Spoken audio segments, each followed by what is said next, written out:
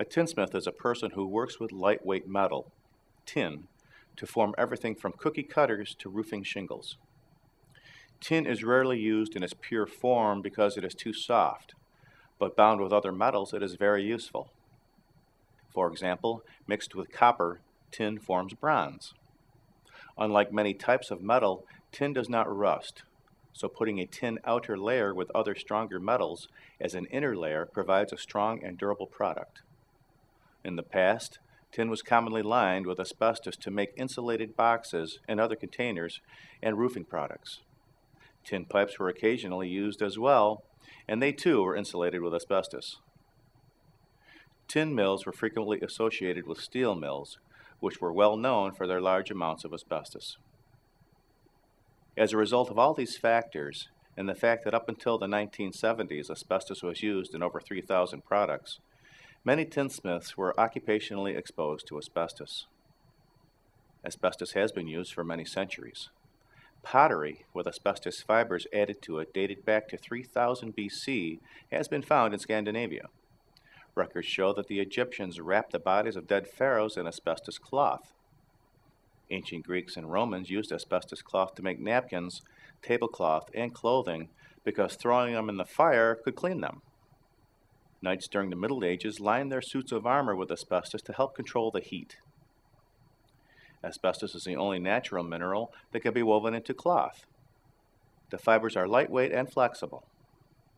Additionally, asbestos is entirely fireproof and chemically inert, and provides effective insulation against noise, electricity, and heat.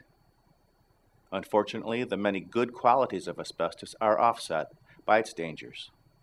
The Greeks noticed that slaves who worked with asbestos seemed to have trouble breathing and tended to die younger than other slaves.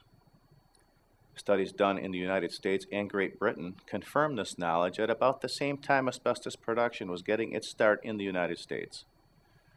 By 1924, doctors had diagnosed asbestosis, and by the 1930s, doctors are writing articles for medical journals about the link between asbestos and cancer. All the studies and warnings went unheeded, however, as asbestos use continued to grow up until the early 1970s. At its peak of popularity, asbestos was found in everything from roofing products to toasters. People who worked with asbestos were unaware of the dangers, and the people who were aware of the problems didn't inform the public. Asbestos disease is caused when a person inhales microscopic asbestos dust. The dust is released whenever asbestos fibers are manipulated or damaged in any way. The dust gets embedded in the person's lungs or the tissue surrounding the lungs and creates irritation. Eventually, this irritation leads to scarring and difficulty breathing. Asbestos is also a carcinogen. The worst of the many forms of cancer associated with asbestos is mesothelioma. Malignant mesothelioma is cancer of the membrane surrounding the lungs and the lining of the chest cavity and abdominal cavity. Like most asbestos-related diseases, it has a long latency period. Mesothelioma can take 30 or more years after exposure before it develops. In its early stages, mesothelioma only causes mild difficulty in breathing after exercise. This symptom is generally not noticed or is ignored as not being serious. As the disease progresses, breathing becomes more difficult and is associated with increasingly severe chest pain. Surgical removal of the tumor can be an effective treatment if the cancer has not spread. If the cancer has spread, chemotherapy and radiation may be used to slow its growth, but there is no cure. Thank you for watching. This video was produced by Asbestos.Net, a leading resource on all aspects of asbestos and mesothelioma. Our priority is to inform victims about the devastating effects of asbestos exposure, mesothelioma, asbestos cancer, asbestosis, and other asbestos-related diseases, and to advise them with a wealth of information.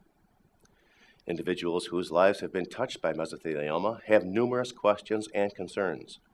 Their caregivers and family members also need accurate, reliable information.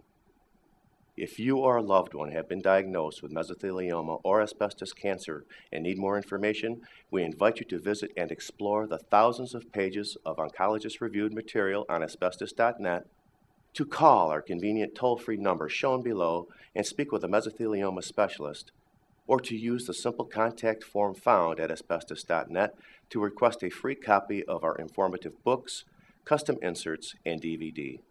Asbestos.Net, information and help for patients and families.